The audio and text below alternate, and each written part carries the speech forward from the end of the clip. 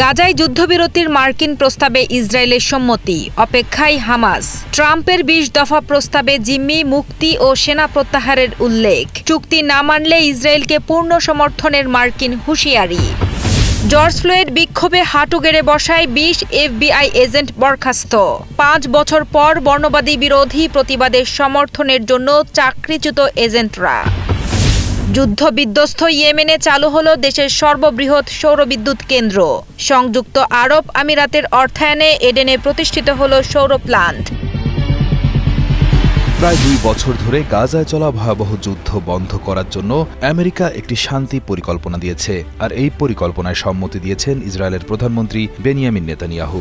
মার্কিন president Donald Trump ২৯ September সোমবার white হাউসে নেতানিয়াহুর সঙ্গে বৈঠকের পর এই ঘোষণা দেন। তবে এই চুক্তিটি কার্যকর হবে কিনা তা এখন নির্ভর করছে ফিলিস্তিনি গোষ্ঠী হামাসের ওপর।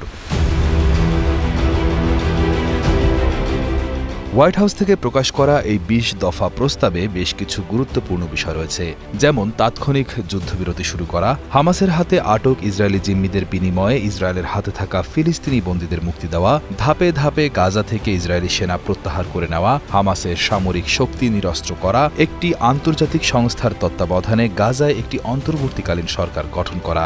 এছাড়া সব জিম্মিকে মুক্তি দেওয়ার পর যেসব হামাস সদস্য শান্তিপূর্ণভাবে অস্ত্র সমর্পণ করার প্রতিশ্রুতি দেবে তাদেরকে সাধারণ ক্ষমা করা হবে।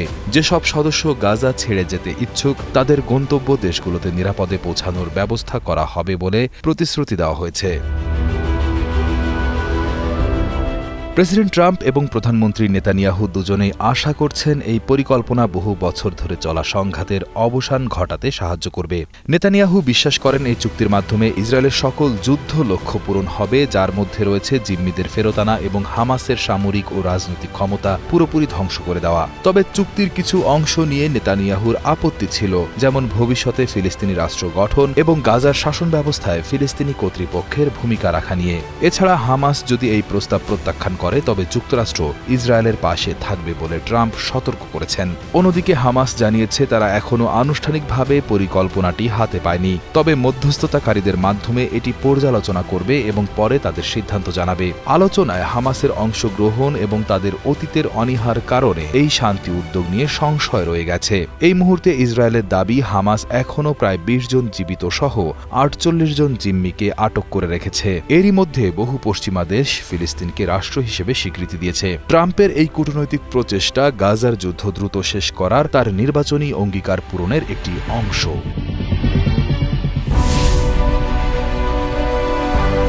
বিক্ষোভকারীদের সামনে হাঁটু গেড়ে বসেছিলেন ২০ জন FBI এজেন্ট, আর সেই অপরাধের দায়ে ৫ বছর পর এসেও মাসুল দিতে হলো সেই FBI এজেন্টদের। ২০২০ সালে জর্জ ফ্লয়েডের মৃত্যুর পর যুক্তরাষ্ট্রের ওয়াশিংটন ডিসিতে বর্ণবাদ বিরোধী প্রতিবাদে হাঁটু গেড়ে বসার কারণে FBI তাদের বরখাস্ত করেছে। এই এজেন্টদের বিরুদ্ধে মূল অভিযোগ হল জর্জ ফ্লয়েড হত্যার পর দেশজুড়ে যখন বিক্ষোভ ছড়িয়ে পড়ে সে সময় রাজধানীতে দায়িত্বরত FBI এজেন্টদের কয়েকজন বিক্ষোভকারীদের সামনে হাঁটু গেড়ে বসেছিলেন। জানিয়ে সে সময় ব্যুরোর ভেতরে মিশ্র প্রতিক্রিয়া দেখা গিয়েছিল।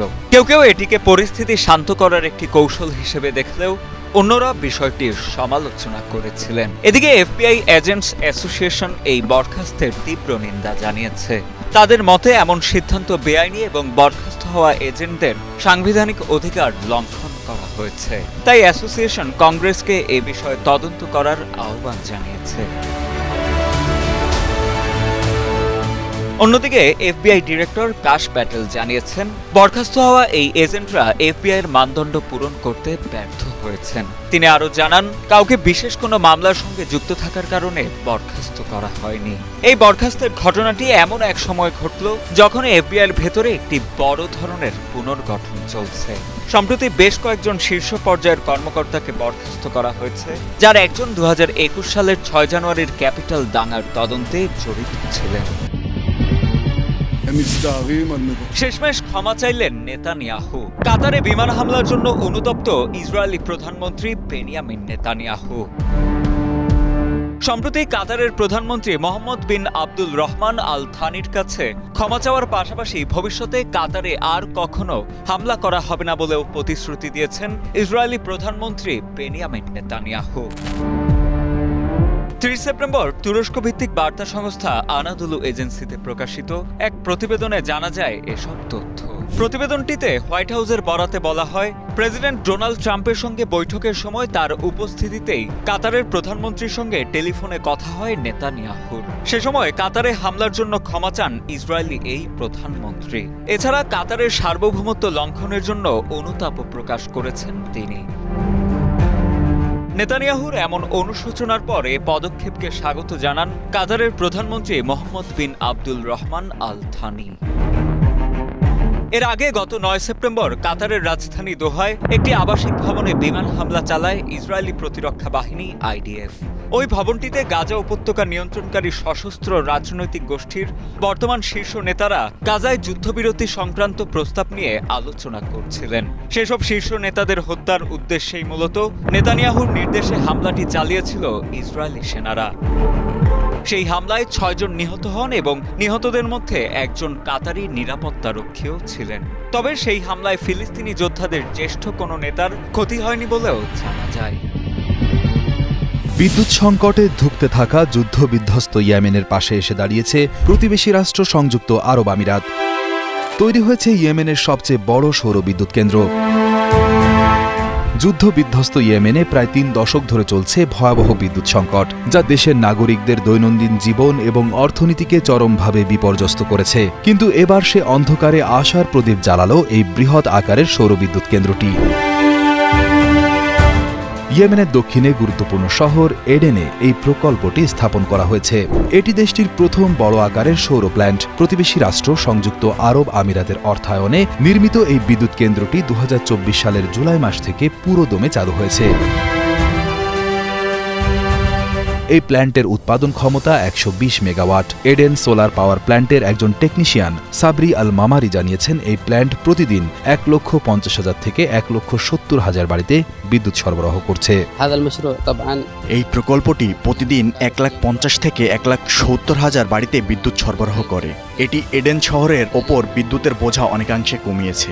এই প্রকল্পটিকে ইয়েমেনে সৌরশক্তির বৃহত্তম প্রকল্প হিসেবে বিবেচনা করা হয় এবং এটি বিকল্প শক্তির জন্য একটি কৌশলগত প্রকল্প। গ্রীষ্মকালে যখন তাপমাত্রা মারাত্মকভাবে বেড়ে যায়, তখন এই বিদ্যুৎ সরবরাহ এডেনের বাসিন্দাদের জন্য একটি বিরাট স্বস্তি এনেছে। দীর্ঘ বিদ্যুৎ বিভ্রাটের কারণে শুধু সাধারণ মানুষের ভোগান্তি হতো না, ব্যবসায়ীদেরও বড় ধরনের লোকসান গুনতে হতো। সুপারমার্কেট ব্যবসায়ীরা জানান, লোডশেডিংয়ের কারণে তাদের পণ্য নষ্ট হতো এবং সরবরাহকারীরা সেই নষ্ট পণ্য ফেরত নিতে চাইত না, ফলে সমস্ত ক্ষতি ব্যবসায়ীদের বহন করতে হতো। সৌর প্ল্যান্টটি এ ধরনের লোকসান কমাতে সাহায্য করছে। ইয়েমেনে বহু বছর ধরে বিদ্যুৎ সংকটের মূল কারণ হল জ্বালানি তেলের অভাব এবং যুদ্ধের কারণে জাতীয় বিদ্যুৎ অবকাঠামোর ব্যাপক ক্ষতি। ইন্টারন্যাশনাল এনার্জি এজেন্সি এর তথ্য অনুযায়ী মধ্যপ্রাচ্যের দেশগুলোর মধ্যে ইয়েমেনের বিদ্যুতায়নের হার সবচেয়ে কম। সবচেয়ে উল্লেখযোগ্য বিষয় হল এডেন সোলার পাওয়ার প্ল্যান্টের দ্বিতীয় ধাপের কাজ হাতে নেওয়া হবে 2026 সালে, যার মাধ্যমে এই প্ল্যান্টের মোট উৎপাদন সক্ষমতা দ্বিগুণ করার পরিকল্পনা রয়েছে। মধ্য গাজার সমুদ্রের কাছে অস্থায়ী ক্যাম্পে বসবাসকারী ফিলিস্তিনিরা সম্প্রতি ঘোষিত মার্কিন প্রেসিডেন্ট ডোনাল্ড ট্রাম্পের গাজা শান্তি পরিকল্পনা নিয়ে গভীর হতাশা প্রকাশ করেছেন। 30 সেপ্টেম্বর মঙ্গলবার তারা জানান, এই পরিকল্পনা কেবল মার্কিন যুক্তরাষ্ট্র এবং ইসরায়েলের স্বার্থ রক্ষা করবে। উত্তর গাজা থেকে বাস্তুচ্যুত হওয়া নাবিল আওয়াদ নামের একজন বাসিন্দা এই পরিকল্পনার তীব্র সমালোচনা করে বলেছেন, ট্রাম্প এবং ইসরায়েলের প্রধানমন্ত্রী বেনিয়ামিন নেতানিয়াহু যদি সত্যি যুদ্ধ থামাতে চাইতেন, তবে তারা অনেক আগেই তা করতে পারতেন। হোয়াইট হাউস এই পরিকল্পনা নিয়ে একটি 20 দফা নথি প্রকাশ করেছে। এই নথি অনুযায়ী গাজায় চলমান সংঘাতের অবসানের জন্য একটি সুস্পষ্ট রূপরেখা দেওয়ার চেষ্টা করা হয়েছে। তবে এই পরিকল্পনা ইসরায়েলের প্রধানমন্ত্রী নেতানিয়াহুর দ্বারা ফিলিস্তিনি রাষ্ট্রের সম্ভাবনাকে জোরালোভাবে প্রত্যাখ্যান করার মতো বিষয়গুলির সঙ্গে কিভাবে মিলবে তা এখনো পুরোপুরি স্পষ্ট নয়। যুদ্ধ পরবর্তী গাজার প্রশাসনে ফিলিস্তিন কর্তৃপক্ষের কোনো ভূমিকা থাকবে কিনা তা নিয়েও রয়েছে বিতর্ক। প্রেসিডেন্ট ট্রাম্প ইসরায়েলি প্রধানমন্ত্রী নেতানিয়াহুকে ধন্যবাদ জানিয়েছেন এই পরিকল্পনায় সম্মত হওয়ার জন্য, কিন্তু গাজায় থাকা ফিলিস্তিনিদের চোখে এটি একটি একতরফা পদক্ষেপ বলেই মনে হচ্ছে। গত বছরের 7 অক্টোবর 2023-এ হামাস নেতৃত্বাধীন যোদ্ধারা ইসরায়েলে হামলা চালিয়ে প্রায় 1200 জনকে হত্যা করে এবং 251 জনকে জিম্মি করে। এর জবাবে ইসরায়েলের হামলায় গাজার স্বাস্থ্য কর্তৃপক্ষের তথ্য অনুযায়ী এ পর্যন্ত ৬৬,০০০-এরও বেশি ফিলিস্তিনি নিহত হয়েছেন। এত বিপুল সংখ্যক হতাহত হওয়ার পর এই শান্তি পরিকল্পনা বাস্তুচ্যুত ফিলিস্তিনিদের জীবনে কতটা স্বস্তি আনতে পারে সেটি এখন বড় প্রশ্ন। Riyad Hossain, BBC news desk.